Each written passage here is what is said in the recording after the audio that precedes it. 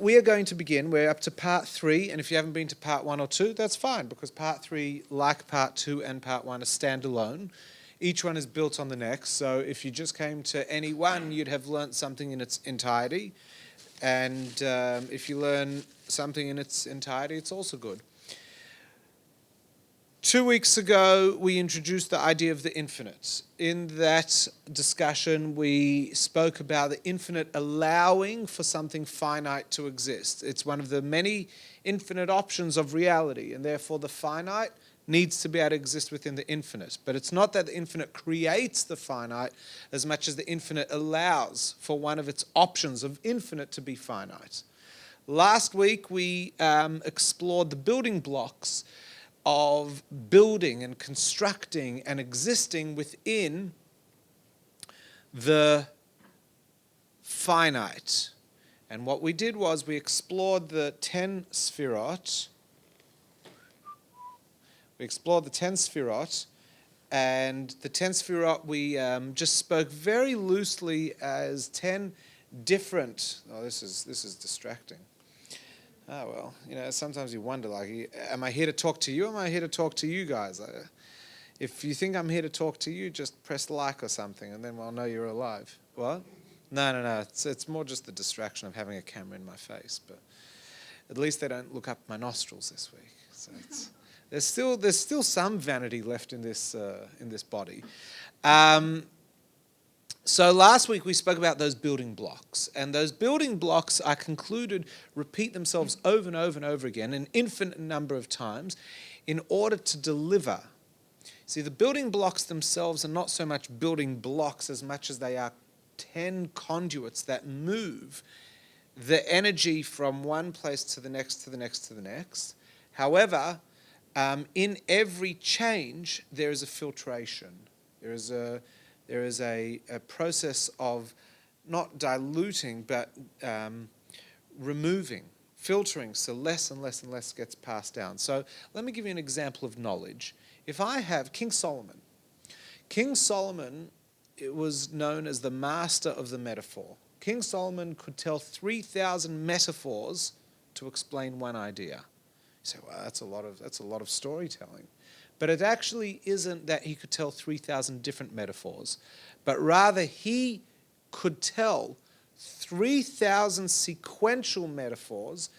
Each metaphor would allow you to understand the previous one. He could do this 3,000 times so that he could move any incredible lofty concept to the lowest of educated people. So no matter who you were, King Solomon could explain any concept to you. And that was because he was the master of 3,000 parables, the master of 3,000 mashalim. So it's not that he could say something 3,000 times over, which is what I do very well. I'm very good at just repeating myself. But what he actually did was he moved it from one level to the next. Now, in each mashal, in each metaphor, when you tell a metaphor, what is the one thing that is not in the metaphor? The thing you're trying to tell. The funny thing about a metaphor is it's there to explain something in words that are not that thing. It doesn't capture the thing, and yet it is the only way for you to understand the thing. So let's say theory of relativity. It's a bit of a hard one. So let me give you a metaphor for the theory of relativity. If you sit for a minute, this isn't my theory, of course, this isn't my metaphor, but it's a good one. If you sit for 10 seconds on a hot stove, it feels like an hour. And if you sit for an hour on the couch with your partner, your lover, it feels like 10 seconds. Is that really the theory of relativity? No, but it definitely is a good metaphor for relative ideas. Does it help you know? If you understand that metaphor, do you know what relative thinking is? No. But do you not know what it is? No. So a metaphor allows you to understand something without delivering it to you, but without the metaphor, you have no way of understanding any aspect of the original thing that you're trying to describe. So to move a concept along 3,000 times, you're actually removing so much, stripping the concept away, but you're actually delivering something. So if you would say, if I would ask Michael, go describe me to someone who's never met me, he'll say, he waves his hands around, he's a male, he's 34, he uses words. He speaks 1,000,000 words a minute when he gets excited. The person, do they know who Menachem is? No. But do they now have an image of me? Yes. Could they identify me in a crowd? Yes. But do they know me? Not at all. But do they not know me? No, they do know me to some degree, because Michael is the conduit who has moved the light of me to someone else via him. He is the processor. The 10 Sefirot process the Or. The Or is the light. The light is rooted in remember what we discussed at the beginning of last week and the week before. The light is rooted in the source of the light. And therefore it is the energy emission of the infinite. Is it the infinite? No. But is it the infinite? Yes, because light is a reflection of its source, but it is not its source, but it is not different to its source. Does the light within the sun differ to the light that is outside of the sun? No, it doesn't. But is the light outside of the sun? No. But does it contain the sun? Aspects. Does it contain aspects of the sun? Yes. Is it any different to the sun? No. But is it the sun? No. So it is and it is not the sun, as we know full well, but it gives you the sun. Light gives you the sun. Light delivers the sun to you in a small amount. And where does it come from? The sun itself.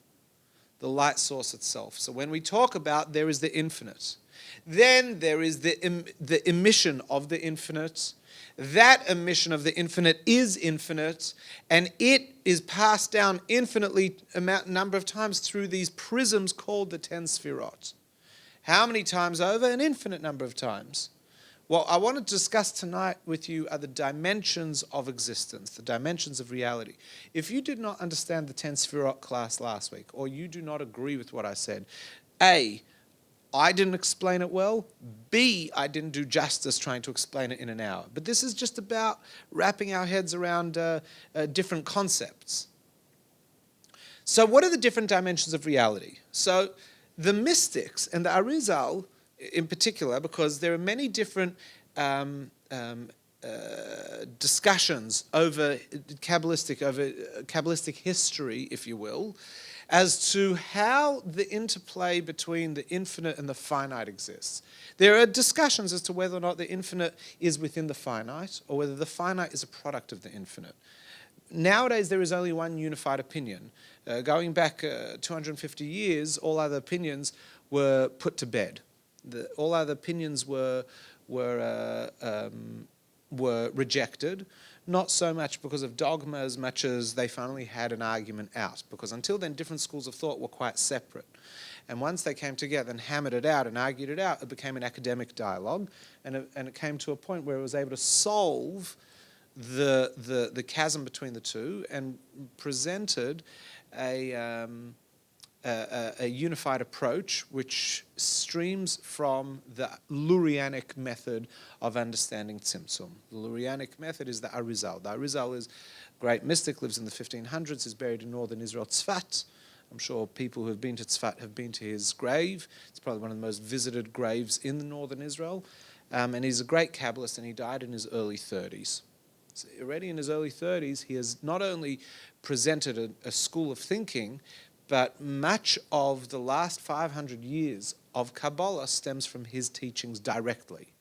And then his students and his students' students spend their whole lives trying to decipher everything that he said. It's not that they didn't know what he said, but they need to understand what he said. And that's what took so long. And that is what the development of modern Kabbalah is. So Tzimtzum, when it gets drawn, when you draw the dimensions of reality, if you were to draw God, where would you put God? What would God be? So, or if you drew the force of God, where would you put it? If I say, where's your soul? Point to your soul. You go, it's somewhere in here. It's right here. There's a point in me, the pintaliyid. There is a point within me where it all begins.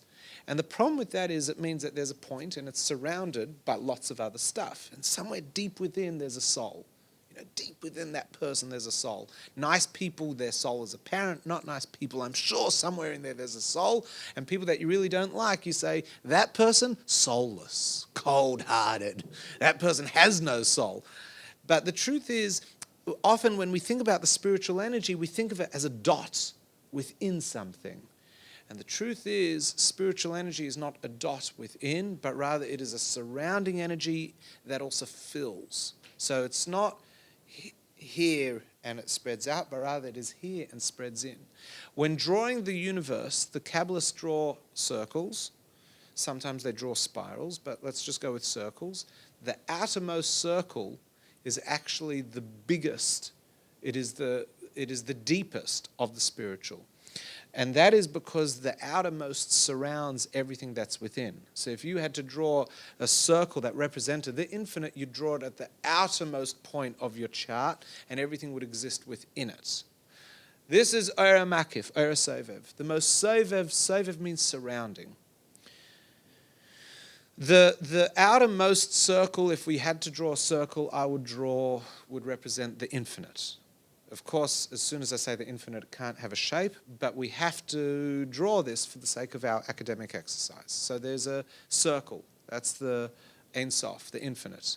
And what we said in our first week was that the infinite allowed for something. So now you can draw another circle. What is that allowing? It's a concept. Is there anything? Nothing. It's like, remember last week we were dealing with building a beautiful garden, and I asked you to imagine a garden. All you've got is an imagination. All you've got is an image. You haven't got a garden. You're miles away from a garden. Right now, the first layer is a thought. So the first layer of reality is not actually reality, but it is the allowing of an idea to have a space. Then it is allowing the idea. Then it is allowing the idea to grow. Then it is about distilling the idea. It is about giving detail to the idea. All this is in the realm of idea. It takes up no energy, it takes up no space. Where ideas exist? Over here, over here. Where's an idea? Ideas are somewhere between your ears and everywhere and nowhere at the same time. So when we talk about the very origins of the universe, we're not talking about a space or a time. We're talking about the allowing of a concept. That concept then getting arms and legs. Those arms and legs getting color. Those colors being developed from other colors, etc., etc., etc., until eventually we're able to allow for existence to come into being. Allowing for existence to come into being. So already we've got ideas being allowed, and are ideas tangible? No. But are ideas non-tangible? No. You notice I'm saying a lot of no's to everything, because when we discuss this, what we do is there is a lot of Lashon Shlila. Shlila is a common method of measuring in Kabbalah. Shlila is to rule out, to negate. We can't define what God is. We can't define what the infinite is. All we can do is negate. All we can say is what it is not. We can't say the infinite is this. What I can say is the infinite is not limited to this. So is the idea something? No. But is it not something? No, it is already something. But it is not a something of physical proportion or of time proportion. Time and space need to be conceptually in existence before they can physically exist. So those first few circles are massive quantum leaps from the infinite to the infinite allowing, to the infinite allowing,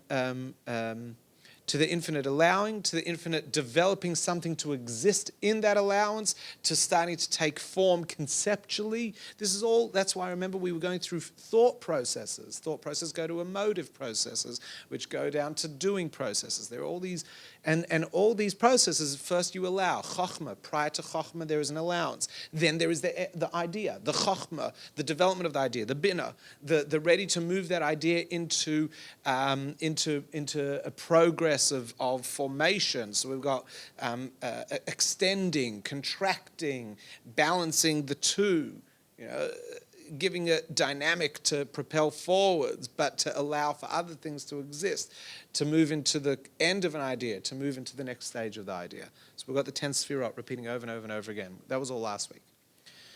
What I want to focus on tonight are maybe 5 or 6 conceptual universes, of which there are many, many more. But we want to go through the biggies. These are the big famous ones. So who here has heard of tohu? tohu, the chaos of existence. Everyone likes to focus on Genesis. Right in the beginning, there's heaps of stuff in the beginning of Genesis, in the beginning of Bereshis. In the beginning of Bereshis, it talks about, in the beginning, there was tohu vavohu. In the beginning, there was this chaos, this mixture of light and darkness. And everyone's like, does that mean if I had a penny for every time I get asked this question? No, if I probably had $1,000 for every time I get asked this question, I'd have enough money to retire. And that question is, in Genesis it says in the beginning there was chaos. Do you think God created other universes and they stuffed up, so he blew them up, and this is just another universe in that progression? And I wish I could say, yes, let's make a movie about it, but that would be absolutely wrong. There was no universe before this one. What there is prior to this one is a different dimension. And different dimension is nothing like Stargate or any sci-fi movie. Oh, dimensions. No, dimension is not a physical thing. Physicality is a dimension. Non-physical is a different dimension. So there are different dimensions, but when we say before, we don't mean yesterday or 1 million years ago or 14.5 billion years ago. We mean right now. We remember the analogy I said, there is the light bulb. There is the light as it moves from the filament through the atmosphere of the light bulb to the glass, which then refracts the light and emits it. And it then moves into the cavity, what? Pardon? Vacuum in a light bulb. Whatever. So it moves through the vacuum. I don't know what I'm talking about. I'm just, it moves. Don't pick me up on, don't pick on the metaphor, pick on the truth. So it moves through the vacuum to the glass. It moves through the glass, through the air of the light fitting, through the glass of the light fitting, through the air, into here, through my glasses, through all the way to my cornea, etc., etc. There are layers. Now, is the light in my cornea the same, happening at the same time as the light emitting from the light bulb? Yes, it's all, the light exists on many levels. I know that light is moving, but just ignore that point. Just go with what I'm saying, that there is light above, in the light bulb, below the light bulb, in the air, and in my eye, and it's all the same light. It's just at different stages. And so when we talk about before and after, we're not talking about progression of time, we're talking about multiple layers existing at the same time. If you have a chocolate cake, this definitely is going to make sense. If you have a 7-layered chocolate cake, you have chocolate cream, or whatever it is. You can tell I'm not a baker, nor do I eat 7-layered chocolate cake. But let's say you've got that 7-layered chocolate cake. You have the cherries on the top. It's a Black Forest cake. You've got the cherries on the top. You've got the cream and the chocolate. Do they all exist? Yes. But you can only see certain things. Are there multiple layers in existence at the same time? Yes. The base is there and the top is there. The top exists on top of the base, and the base is there to support the top, and they're all there coexisting at the same time. And yet you can see progress in front of you. First there was the bottom, then there was the cream, then there was the next one, then the cream, the next one, the next one, and the cherries on top. So that is Tzimtzum. Who would have thought God created the world via the method of Black Forest chocolate cake? And there you have it. Next time you eat Black Forest chocolate cake, you just sit there, you do a meditation, you go, my intention is to ingest this cake so that I come to a heightened state of awareness for how the energy of the infinite flows through the multiple dimensions in order to provide me with energy in this moment so I can live. And I will eat this toxic food which will kill me. But in that process, I will learn to live. There are multiple layers. Tohu vavohu. Tohu, the chaos, is one of those layers. It's a very early layer. First there was perfection, the infinite. Then the infinite began emitting light, as in it gave off a passive energy. There was no conscious, like me. If I just sit here, am I doing anything? No. And yet I'm doing so much. You can see my face, you can see my countenance, my radiance, you see me. I'm not doing anything. I don't mean to be looking at you. I'm not smiling, I'm not smiling. Just my face is giving over so much. Am I engaging with you? No. But my sheer being here is already doing something. That is the first layer of the energy emission. Was not a deliberate, like now I'm trying to communicate with you. I can see you. I know if I smile, it's going to impact you. But right now, me being here has nothing to do with you. And yet me being here is impacting you in a profound way, as we all are. So our face impacts each other without us meaning to engage. There is no need for a you for me to have a face. My face has nothing to do with you. What I do with my face is already your business. So the first layer of that emission was the light of the infinite, but not the infinite giving off the light, but passively existing. That light goes through the 10 Sefirot. How did the 10 Sefirot come into being? Is its own progress within there. But what happens is that the Sefirot are layered on top of each other. First there is progress, there is Chokhmah, then there is Binah, then there is Das. Each of these energies, each of these prisms, I'm going to have to speak like it's a story, because this is how the metaphor is, because we are very limited in how we can communicate this as humans. But the light, the Or, gets held by the first Sefirah. If you could contain all infinite, imagine right now, imagine I said, I will give you all the knowledge, past, present, and future. You will see, you will experience the past, present, future of everything and everyone, of every aspect of the universe. You will know it all, and not just will you know it, you will be it. Would you want it? Well, firstly, no, because we would be destroyed. The human is not designed to be able to contain such thing, because you would need the facilities to hold 14.5 billion light years of information. We're not designed for that. Our brain, we would explode. Metaphysically, we would become the universe. If we knew the universe, meaning knowing is not intellectually knowing, it's knowing to the point of being, then you'd be the universe. So you would cease to exist. But let's say you could. So Chokhmah did, the original Chokhmah did. So what did it do? It held on to it. Held on to it. Doesn't want to pass on that energy, but the energy isn't designed to be held. Passes it on. Binah wants to hold on to it. So what do we have now? We have Chokhmah wanting to hold on to it, and we've got Binah wanting to hold on to it. And it passes on to Das. And what do we have now? Each energy, each prism is holding on to the infinite. What would happen? It swells. But remember, there's a finite space, because there is an allowance. There is a concept of finite existence, even within this infinite reality. And so each Sefirah swells as it holds on to the infinite. But each of these Sefirot are so lofty, each one can be infinite. But as it gets progressively passed down, there is not enough space within this non-infinite reality for each one to be the infinite. And what do we end up with? What happens if I would fill up this whole room with balloons and keep filling it up with balloons? Eventually what would start happening? The balloons would pop. They begin to displace each other to a point that they begin to destroy each other.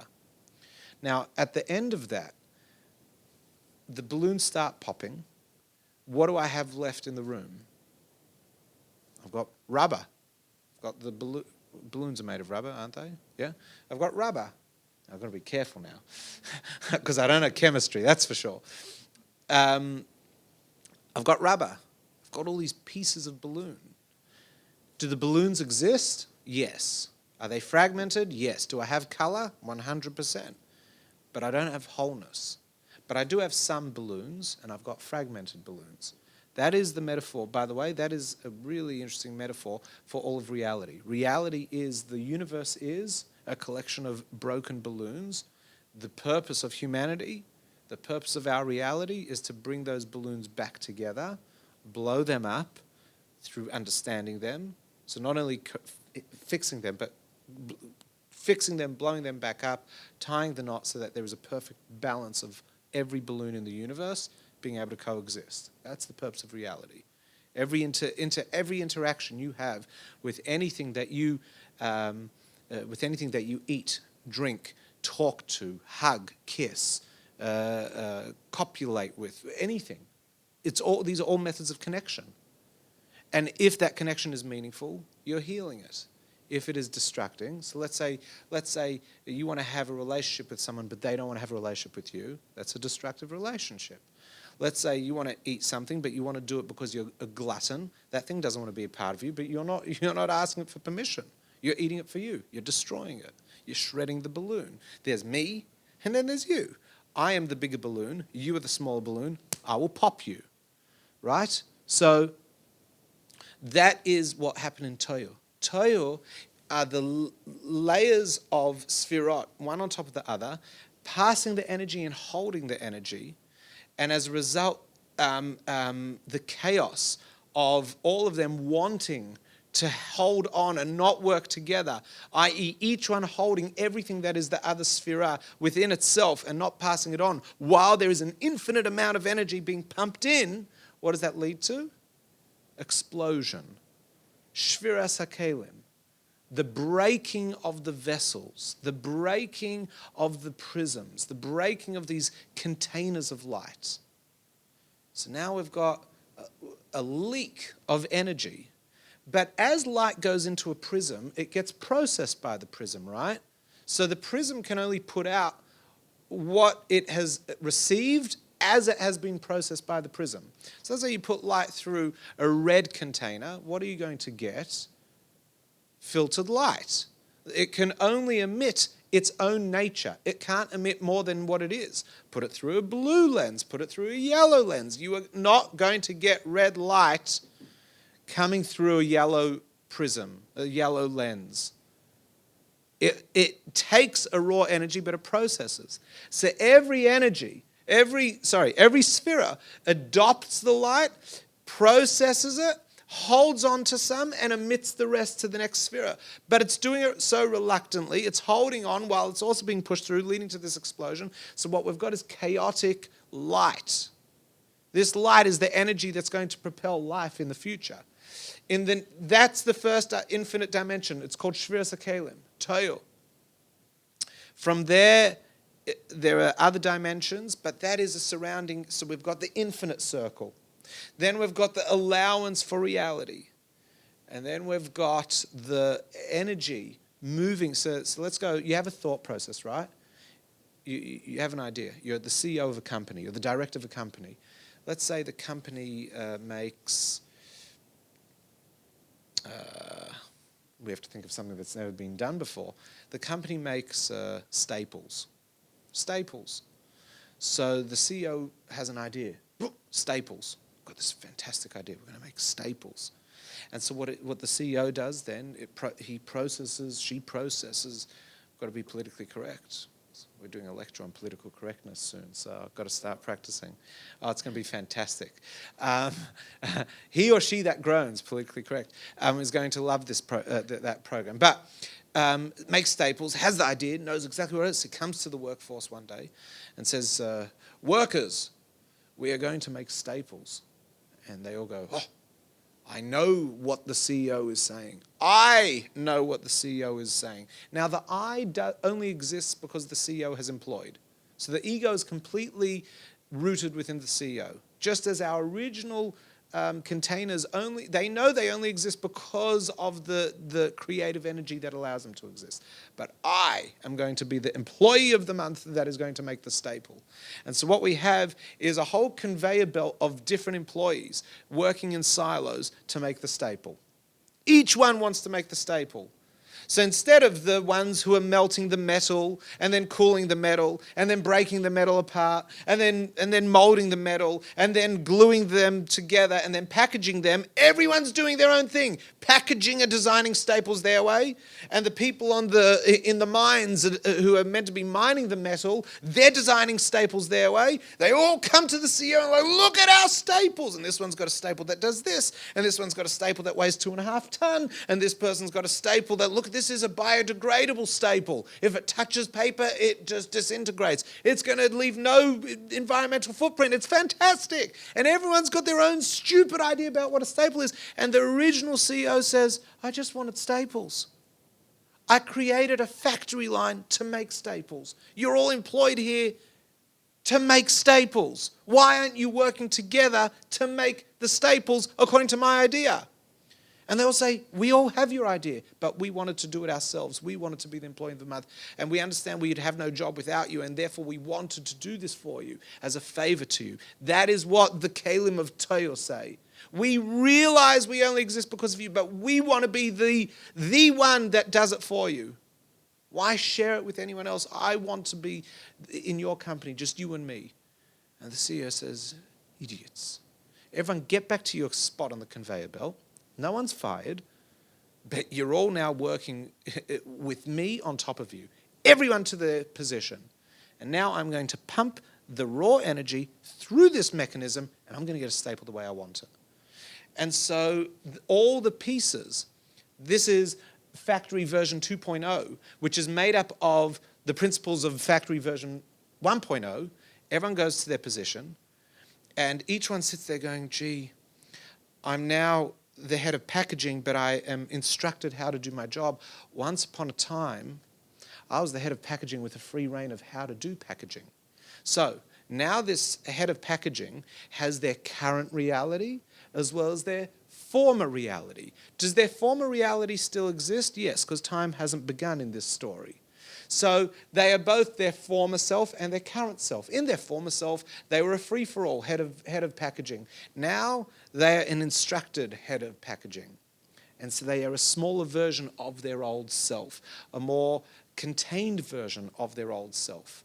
So what comes after Tohu, after the chaotic version of the factory, comes the orderly version of the factory, Tikkun. Tikkun is prototype 2.0 built on prototype 1.0. What is the one thing that must exist in 2.0 if it's built on the failures of 1.0? The original failures.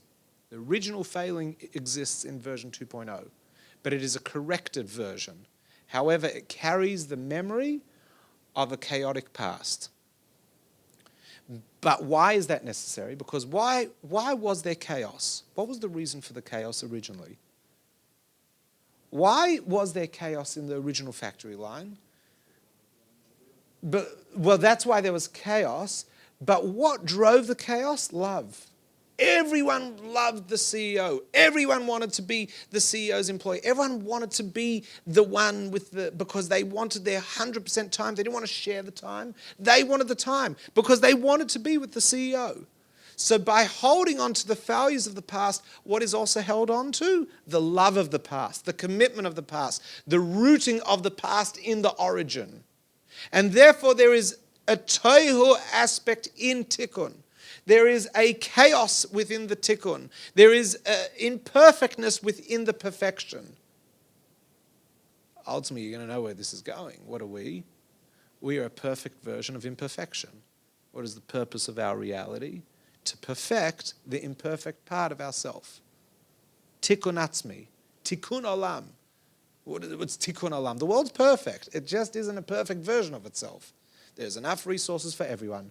There's enough money for everyone. There's enough health for everyone. There's enough food for everyone. There's enough housing for everyone. The problem is right now it's disproportionately given out.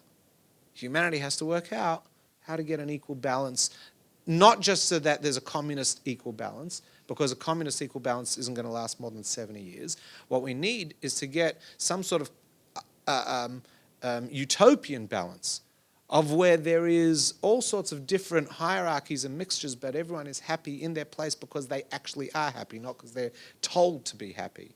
And that there is just the right amount of balance. If you had perfect balance on a seesaw, no one would be having fun. What you need is the right amount of balance that you can go up and down for 5 hours laughing and having fun.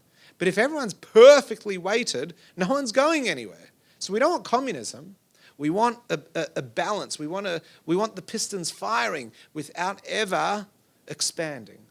We want that constant movement and change and recognition of difference. Are we there yet as a world? No, we are not.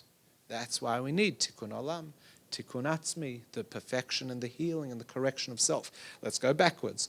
So the first dimension was the infinite, then we've got the allowance for the finite, then we've got the first major area of finite, which was a complete fail, which then comes to Tikkun, which is the corrected version of an old self. Remember, they all exist at the same time because there is no such thing as time and space. None of this happened everywhere. There was no room of balloons anywhere. There was no room of balloons. That was just my metaphor. There is no room, there are no balloons, there are no pieces. These are all concepts. But each concept is allowing for the following concept to exist until eventually, when does the reality begin? When I have a block of wood, I've got a table. When did the table come into being? when it was growing as a tree. You just couldn't see it, but it was always there. When I make a table, I'm not creating anything new. Who was it? Michelangelo? Michelangelo sculpted something, and they said, I think it was Michelangelo, and if not, it's still a beautiful story. I'm making Michelangelo look good, but I'm quite sure it was Michelangelo that he sculpted something. They said, "Wow, it's so beautiful." He goes, "No, all I did was I revealed the sculpture that was inside the rock." He doesn't make the sculpture; he just peels away all the excess rocks so that you can see the beautiful sculpture. It's a beautiful lesson in humility, number one. But number two is there's a certain truth there. And that is that the sculpture always existed. You just couldn't see it. So what we're doing is we're peeling away the excess until you can see something. But when you can see something, you do realize that there's all this other stuff that has suddenly become waste, and it used to all be part of it. So we're slowly stripping. And so there's a process to how we get to the sculpture, a process to how we get to the table. And that is whittling away. What we're doing is we're whittling away at theoretical reality. And as we whittle away, we get to physical reality. So the first major layer of Tikkun that I want to talk about tonight is called Atzilut. Atzilut is the shining. The reason why this is such an important name for a dimension, for a universe, is because what is shining? Shining means there is a shiner, something that is shining. Shining also means there is a shinee, something to be shined to. So when I talk about a universe called the shining, it tells you, A, there must be a past and there must be a future. I don't know what the future is by looking at the shining, but all I know is there must be a future, otherwise there would be no shining. If someone says, George was smiling. What we know is that there's something outside of George to make George smile. Something stimulated the smile. There's something beyond George. I don't know what it is. The smile just tells me that it was something that was smileable, but it doesn't tell me what the smile is. But if I say George was smiling, what do I know? There is a George, and that George is smiling, and there is something that George has observed to make him smile. So Atzilut, even though it doesn't tell me, it doesn't reveal to me its prior realities, its prior universes, it allows me to realize there are prior universes. The fact that it is shining means there are future universes, but I don't know what it is. So it is a bit like light. It is light before it has been consumed. Light before it has been consumed is still part of the source. It has not been consumed by the receiver. But it is not the source. It is already transmitted from. So when you have Atzilut, you've got access to the infinite, but you do not have the infinite. But it is the path. When the mystics would meditate, they would transcend time and space. Their minds that would move beyond the sounds around them and the things around them. They'd move into the realm of what we might call da'as, of knowledge. They'd move beyond that. When you move into knowledge, you're no longer working with physical things. And they'd transcend that into higher realms, whether those realms be Beria, Yetzirah, or Atzilus. Depending on where your soul comes from will define how much access you have to where you can go. So what are the souls? The souls are the souls are an aspect of the reality. There's a fiber to the reality. The reality is not physical. Atzilut, there is no time, there is no space. At this point, Tikkun, Tohu, Atzilus, all of it's one. So I'm drawing these circles, I wouldn't be using a very thick marker here. I'd be using a really fine marker, and these circles would be so layered they'd almost look like they're one circle. But they're really, remember when I spoke about the coin has a head and a tail? It's got a top and a bottom. The top is the top side of the bottom, and the bottom is the bottom side of the top. There is no real top and bottom. Everything is really one. So all these layers I've spoken about are really just the flip side of each other. You've got the upper end and the lower end. It's not like the 7-layered chocolate cake, which has cake, cream, cake, cream. It would be like one layer of cake. You've got the upper end of cake and the lower end of that cake. It's one piece of cake, but one touches the higher level of cream and the other touches the lower level of cream. I know, we're going to go home and meditate tonight, and all we're going to see is cake. and then you're going to get hungry, you're going to eat it, and you're going to feel good because it's comfort food, and you'll be like, mysticism makes me feel good. I'm playing with everyone. So Atzilus is the bottom level, it's the tail end of the head side. But it is part of the head side, which means it's all one, which means it is the tail end of the infinite emission, which is already one step removed from the infinite full stop. So everything gives off an energy. Remember, I'm sitting here and my face is giving off an energy. I don't even have to notice you, and I'm giving off an energy. Atzilus gives off an energy. The shining gives off an energy in its own right. And what it does is it allows for Beria. Beria, Bereshit, beginning. The beginning. The beginning is not the end. All the beginning does is it tells me there is an end. By definition, if there's a beginning, there is an end. If you're born, you will die. We are not a constant. Beria is the beginning of something, which means Atzilut is the base level of the infinite. Beria is a natural progression from Atzilut, but it is a quantum leap. You can't have a natural progression from the infinite. However, it is logical to say that the base level of the infinite emits an energy that is so far removed from its infinite source that it is now being projected. But it is not end, it is not limited, it is just beginning. So when you begin something, what do you have? Expansiveness.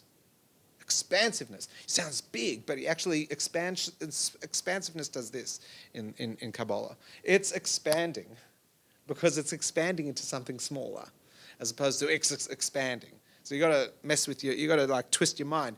Beria is expanding.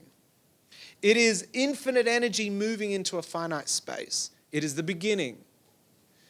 Beria then is the light, and again, it's always going through all these the tzimtzum. It's going through all these contractive prisms, these lenses that are transmitting the energy infinitely.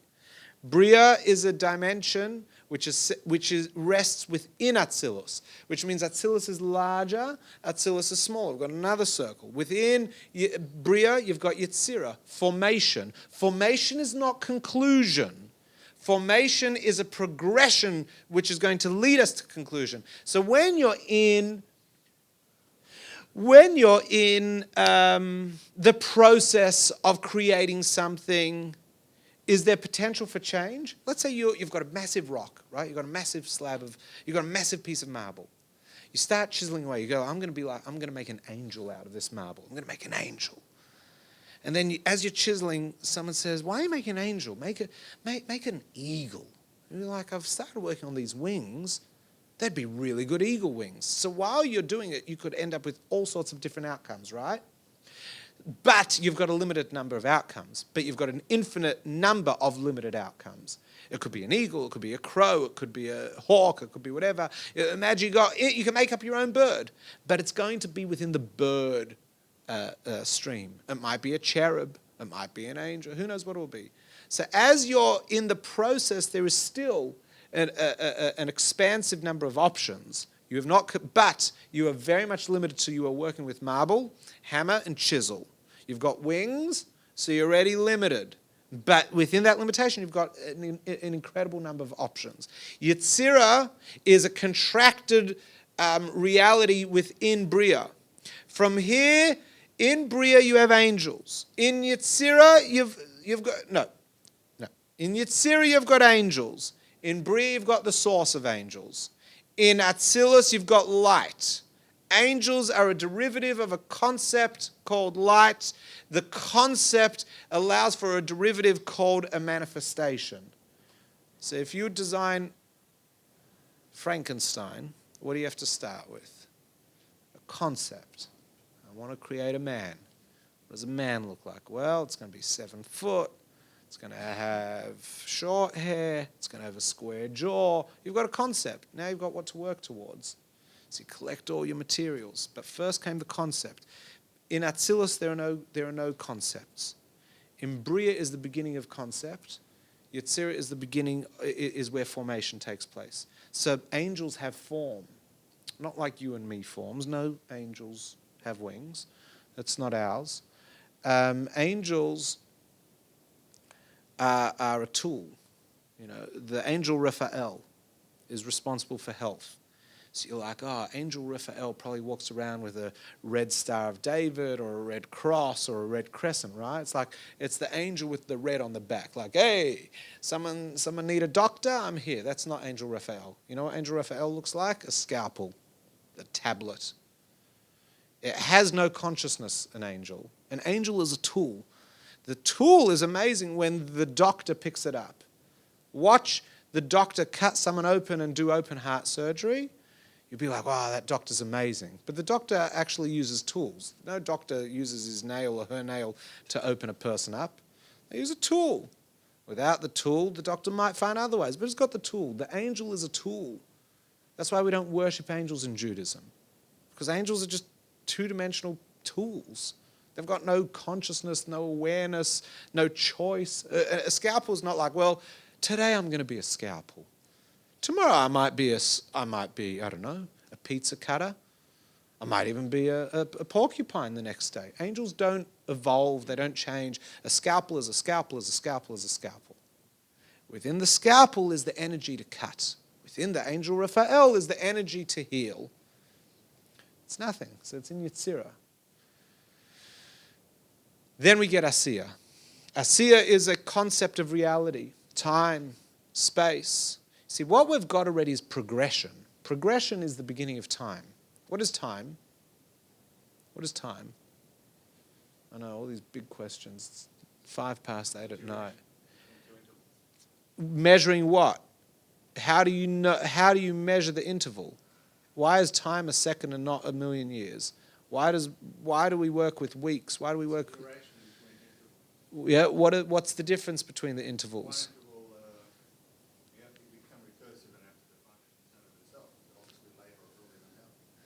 So what exactly? So one is earlier. So if time froze now for 1 million years, and nothing changed, you can't conceive it because we can't conceive no change. We're changing right now from moment to moment. Last year you were 45. This year you're 46. I'm not looking at anyone. Last year. No, but time is a measurement from between two changes. Well, you can measure it if you wish. It's a duration. It is. It can be measured if one so chooses. But if nothing changed, there'd be no time. Because there'd be no passage of anything. Can I speak? Yeah. Very, very quickly. You did ask a question. Yeah. There's an old story. I didn't want to interrupt. You asked a question. Yeah. So I'll tell you what. Let me give my answer, and then I want you to tell your story. It's not a story. It's from Heraclitus. Everyone knows it, I'm sure. Yeah. Pre-Socratic Greek philosopher. And he said, not much survives, like fragments. And Yeah. the most famous fragment is you can't jump into the same river twice. Yes. You get it? No. It's changed. You can't jump in the same river twice. Correct. Because the water has now flowed. Correct. Yeah. And in fact, time and flowing are pretty much the same. Yes. That. And in Greek mythology, the goddess of time was Rhea, which means flowing. None of this is going on. So this is what I want to build on. Let's just use this for our time metaphor for now, and that is correct. The time is gone. That water's gone. Now we've got new water. Correct. That's exactly what I wanted. It's like what's your first name? George. It's like the George with the smile. The aforementioned George really does not. You see, now you understand. There's George the concept, which I spoke about, and George the reality. Same concept, same reality. So time. Pardon?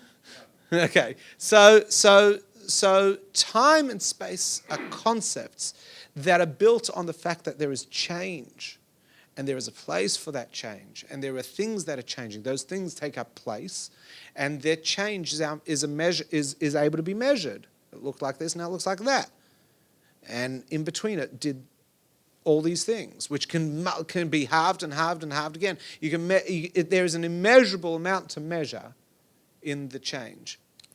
So you have Asiyah. Asiyah means doing. Asiyah is action. Asiyah is where the manifestation takes place. It manifests into a concrete reality that then manifests into a physical reality.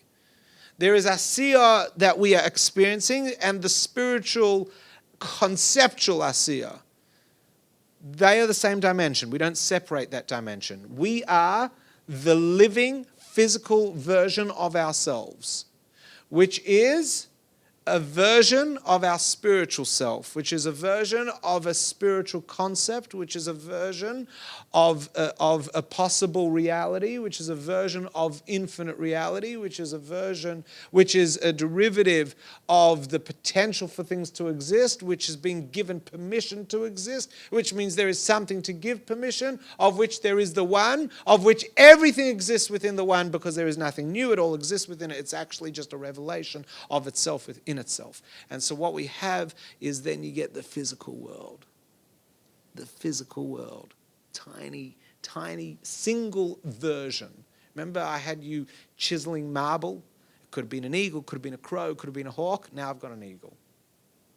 Where'd the hawk go? It's gone. It exists in potential. But not in potential of now, potential of yesterday. It still continues to exist. It always will. But there is only one version of reality. And that's right now. So when people ask, another thing, if I had $1,000 for every time, I'd be so rich. If only I started charging for people's questions, then I wouldn't get questions. So it would be self-destructing. But is there? Do you think somewhere there is another universe of where I'm doing something else? I love this stuff. We start moving into the quantum physics. The answer is no. The answer is yes, but I'm going to say the answer is no. In that this is the only reality. All those other realities exist in potential, but they don't exist in reality, according to what we're learning tonight. There is only one Asiyah. And what that means is there is one version of the infinite potentials. How small is now? One version of infinite. 1 in 100 is already nothing. One of an infinite number of options is now. And we exist within the infinite. The infinite circle was all that, and then it was that, and then it was that. And even when it was that, even when it was Yetzirah, you're like, oh, wow, it could be a crow, it could be an eagle, it could be an angel, it could be so many things. And now we've got this. Me, 34, going bald, going white. I'm not handsome. I'm not ugly. I'm just me. I'm not a female. I'm a male. I'm a father. I'm not a mother. I'm a son. I'm not a daughter. I'm not a grandfather. I'm just me. This is it. And you think about we'll use the word the miracle because it just gives drama. You just think about, we've got the infinite moving into this moment of you. All that for you. Are we separate from that? This is the big idea of the Arizal. Are we separate from that? No. At any point did I disconnect? No. But can you say I am that? No. But can you say that I'm not that? No. Which means I am that. So why am I here? Because I am the final product. You are the final product of this long line of tzimtzum. What do we all have in common? Whether it's us, the physical reality, or the most lofty spiritual concepts of Atzilut, what do we all have in common? We all carry the original imperfection. Why? Because look at us. Is there a God? I don't know. Nobody here can say there is. Not hand on heart. I mean, I can. You can, because we're believers. But we can't prove it. It's such an abstract. God is an abstract. But at no point is God separate, which means I am God. Which means I am the part of God. You are the part of God. This phone is a part of God. This mic, the food, it's all a part of God that is correcting itself, bringing itself back to the original point of consciousness. As we get our head around it and we start engaging and we start putting the pieces of the balloons back together with this reality, like, oh my God, that's not just a piece of rubber, that's a part of a balloon. And I start putting these balloons back together. I start blowing them up. I start filling the universe with its original form. But I don't get destroyed because I'm a part of the process, which means I am a co-creator. I'm a part of the original creator, not just a creation. What my whole life is to live with a consciousness, with an awareness in every single moment that this is my moment of tikkun. This is my moment. Every time you do something wrong, every time you trip up and make a mistake, you go, oh, a reality. I now know this is a weakness that I need to strengthen. Every time you do something good, you go, oh, a reality. Now I know what my strength is. Now I know what my gift to this world is. Now I know where I need to be throwing my energy.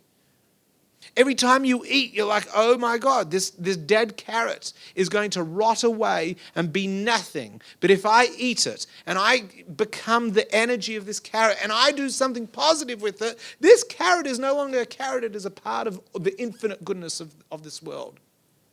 Only humanity can do this. You know why? Because only humanity can think like this. Animals can't think like this. They don't have that capacity. Only we can. There's a whole universe that's available for us to explore. We're just exploring it to check it out, or we're just like going sightseeing on this 14.5 billion light year beach. What are we, just on a massive set of Baywatch? Or are we here for a purpose? It's irrelevant. It's on someone's strip. We are here for a reason. We're here to save lives. We're lifeguards. Not gawkers. We're here. We're either saving a life or we're here to ensure that no one's life is threatened. We're here for a reason. Every person in every period of history has a gift that they deliver something to the universe. And we start opening our minds to this and we start living with a certain reality, a certain consciousness and a meaningfulness. And the world begins to change. Sof machshava tchila. What was the original machshava k'duma? What was the original thought? The original thought was, I want a distant, abstract reality of myself, says the infinite. This is the original Ratzon. I want a distant part of myself to be so removed from myself that it doesn't even realize that I exist, that there is one infinite. And it will find its path back to discovering itself. That's humanity. This whole mall of shops was never to build shops. It was to make the money. This whole tzimtzum was never about the multiple worlds. It was about getting to the human. The whole original story of Adam and Eve and the Garden of Eden and all that, it was only so that they could get chucked out. It was always going to happen like that. We were designed with the tohu. We were designed to fail. Because in that failure is where we will find our perfection. As we come to realize our own problems, we will come to heal and perfect ourselves. If we don't identify our problems, if we would have stayed in the Garden of Eden and all was perfect, there would have been no tikkun. There would have been no correction. We would have said, this is quite perfect. But now we live and we suffer and we have to work for money and we have to work to stay healthy and we die and we have earthquakes and we have all that. And we go like, no, this can't continue. We've got to change this. And you can either say no or you say yeah. Next week is going to be about what do we do with this information. We're now going to do a meditation. We're going to meditate on this Seder Hishtaushlis. I love this. I love this. A short meditation, 2-3 minutes, just so we can be with what the excitement of tonight is. So just, you can do it as well. In fact, if you're on Facebook, you're not going to look as dorky as I am because no one's going to see you sitting there closing your eyes. So just tell everyone in the background to be quiet and you're going to meditate for 2 minutes. Now join us. So just take a few deep breaths in and out.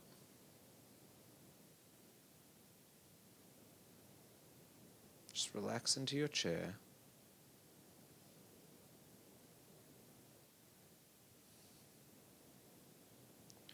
And let's just process what we've explored tonight.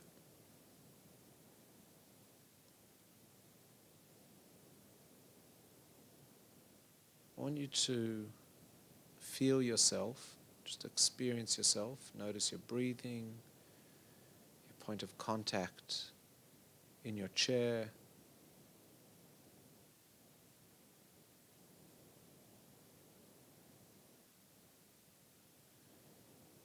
And I want you to be aware of your own physical dimension. Notice the edge of your body, where your skin is, the top of your head, the tip of your toes.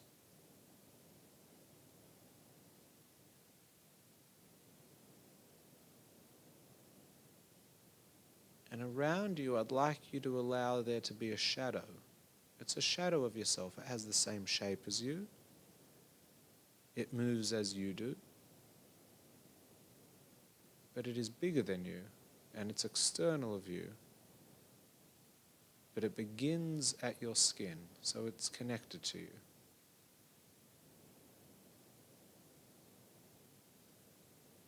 But it's not as descript as you.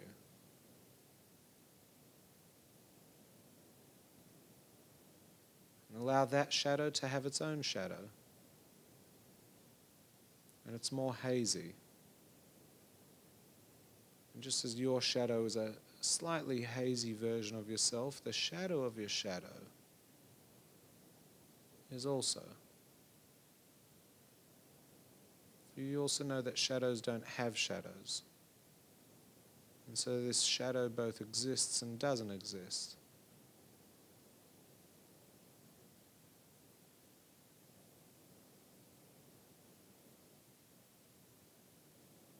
And beyond it is the extension of it, but it has no shape.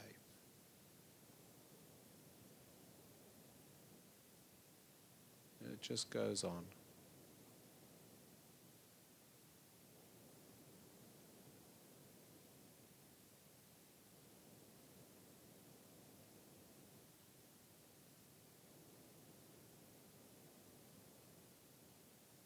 And it goes on to the infinite. The infinite is light. The infinite is energy. And allow that light and that energy to flow into the shadow of your own shadow.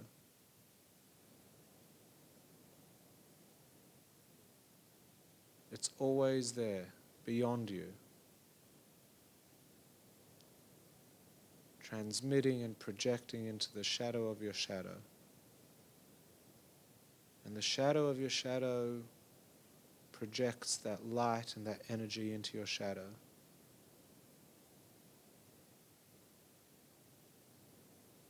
And your shadow is that light. And it touches your skin. It connects where you end. But you know that you and your shadow are completely interrelated. The shadow doesn't do anything without you. And so the energy can flow into you because it's a part of you.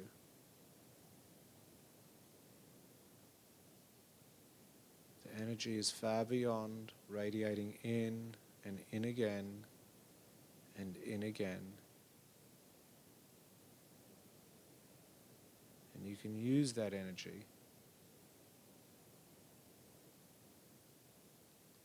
And when you do, it controls your shadow, and your shadow's shadow, and that shadow's shadow all the way into the infinite,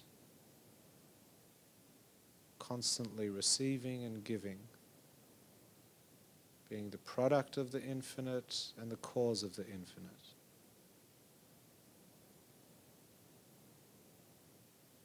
Being both the abstract and the point.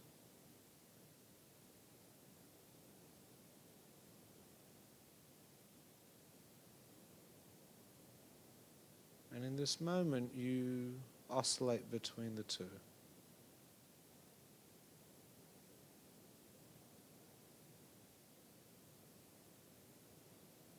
You are the infinite, and you are a microcosm within the infinite.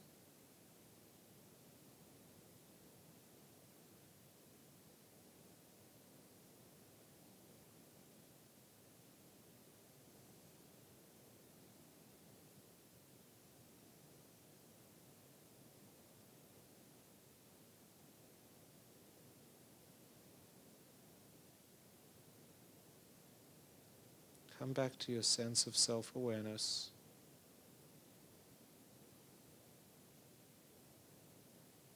Feel your chair. Notice your breath.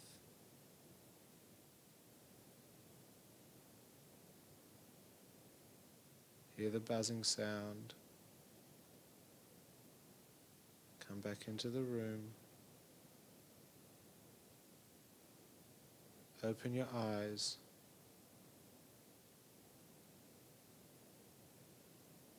You're back here, but you've also got the memory and the experience of that meditation.